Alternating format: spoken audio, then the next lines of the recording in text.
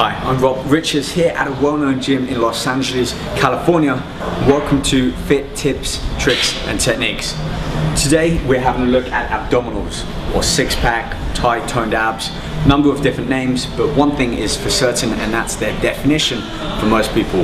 These are at the top of their training list, which is today we're looking at a number of different exercises to help you develop complete, proportional, well-developed six-pack abs. Let's get to it. Now, one of the hardest places to get developed on the abdominal area happens to be the lower portion here. If you think about it, this is typically where body fat stores, especially around males and in females, although more around their hips and glutes. Which is why no matter how many crunches you may be doing and start to get these upper few abdominal six-pack abs here, getting the lower portion to come through requires a little bit more work than, like I said, simply dieting and cardio. So the first exercise I'm doing is lying leg lifts. This involves the hip coming forwards with the lower abdominals contracting. You see, basically these abs and these are the same, crossed with these horizontal bands of muscle, which kind of give us that six-pack look. So the first thing we're going to focus on is working the lower section here to actually condition and develop these muscles, allowing us to then focus on the obliques and upper.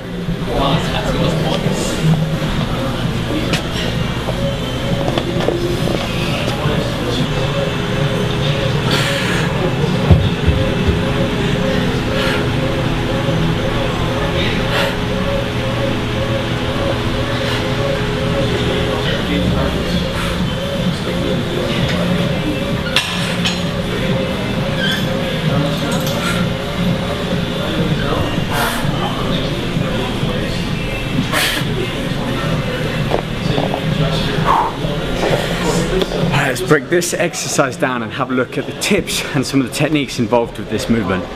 Firstly, my legs are kept fixed. I'm not bending at the knee, although if you find straight leg lifts a little bit too difficult to start on, keep the legs permanently bent and then just focus on bringing the knees closer towards the shoulders as you contract the abs. Secondly, breathing. You may have heard me, I'm breathing all the air out of the lungs, so I'm contracting my abs before I get to that peak of the movement. So combine them, I really start to involve and engage the lower area of the abdominal structure.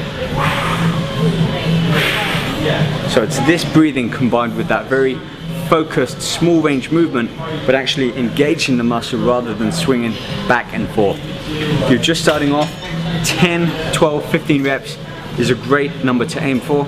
If you want to start off in this exercise but your training intensity is already up here, aim for anywhere of 20 to 30 repetitions, again really focusing on that deep contraction. Alright, next up I want to show a variation to this to be able to step you up to that next level, allowing baby steps as you progress in your ab development. Alright, to allow us to be a little bit more focused on this exercise, again, not overloading the lower abdominals, but keeping them a little bit more focused in that movement. I've got a small Swiss ball, this is about 55 centimeters. I'm just going to lie down, same movement again, but lock my heels around the ball to keep that leg position absolutely fixed.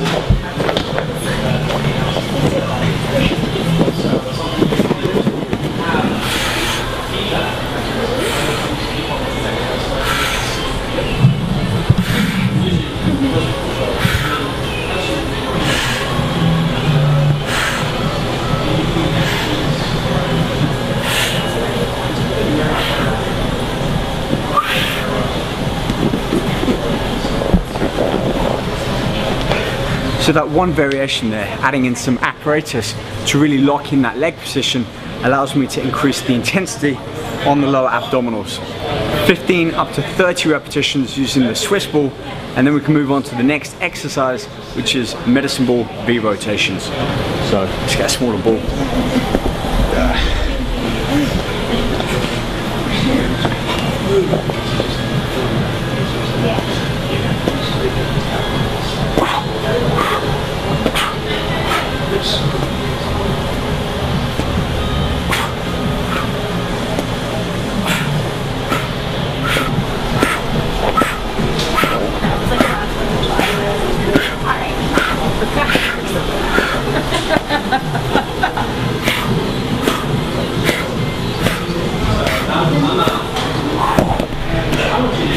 already that's starting to take my breath away.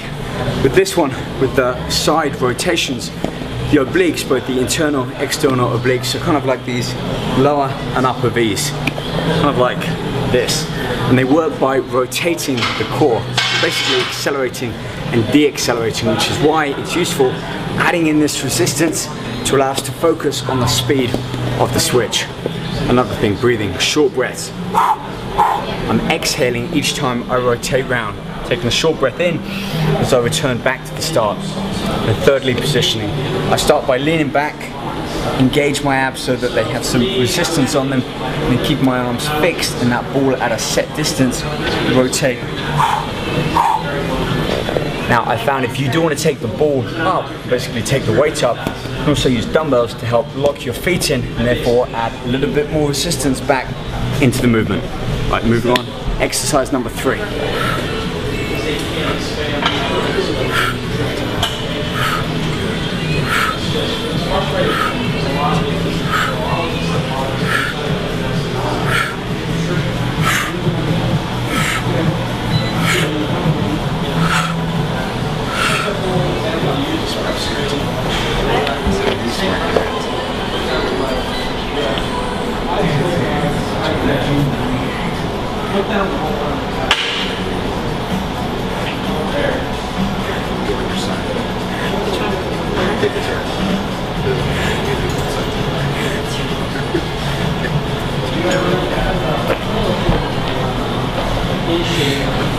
Right, so let me explain.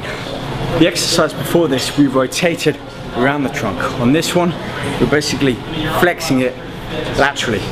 Now granted, that does tend to work the erector spinae, the thicker part of the lower back, but as you can see with the breathing, I'm really contracting and engaging the obliques on that top side. So let me explain and break down the exercise.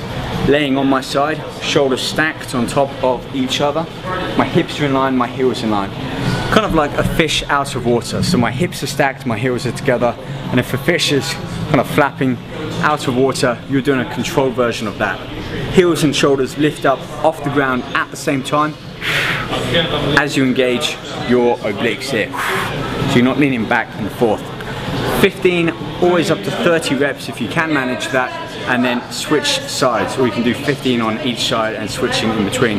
Now there's one easy way to be able to advance this exercise up and add some resistance, but for that I need a small dumbbell.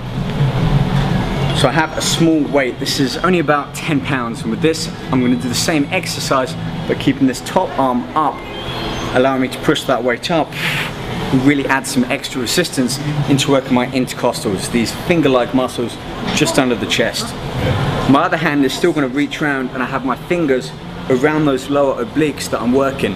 This is known as touch training, and just a slight variation or twist can really help emphasize the muscles being worked. And when you start to feel this, you can tweak the exercise as you perform it.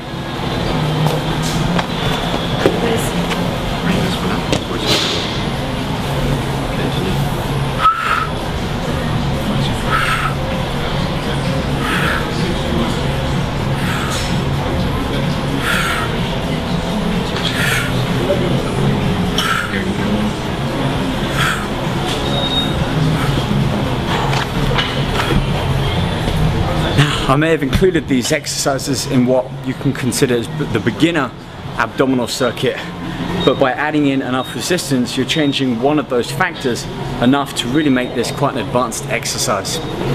Finishing off with this particular ab circuit, we are going to focus now on the upper abdominals, saving these for the end when we've given our most attention and energy to the more troublesome areas of the lower and the side, including intercostals.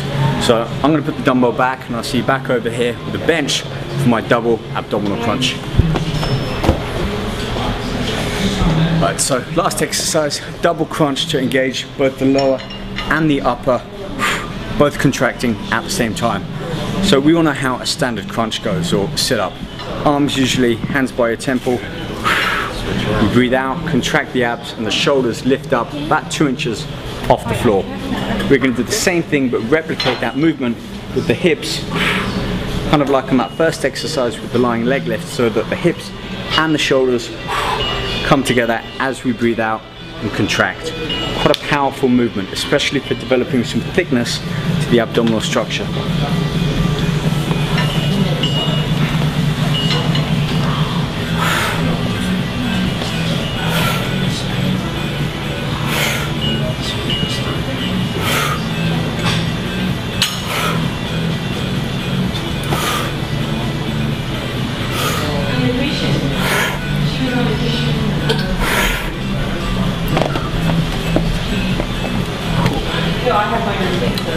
Okay, just a few points about this double crunch foot positioning. I have my feet, or my heels rather, on this bench here, allowing me to keep a right angle at my knees and my hips. Therefore, I'm adding a little bit of weight, basically my legs, over that lower abdominal portion, so that as I breathe out, contract the abs, bring my shoulders and my knees up to try and meet at the same point and getting that maximal contraction in the abdominal region. If you can, 15-20 repetitions upwards.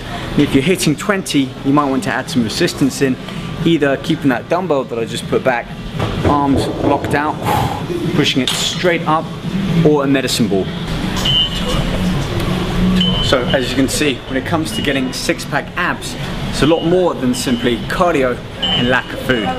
Everything in between, including exercise variation, repetitions, tempo, and advancement, adding in some resistance if you need it. Join me next time on more fit tips, tricks, and techniques, when I'll be sharing with you more ways to get in great shape and focusing on different body parts. Take care.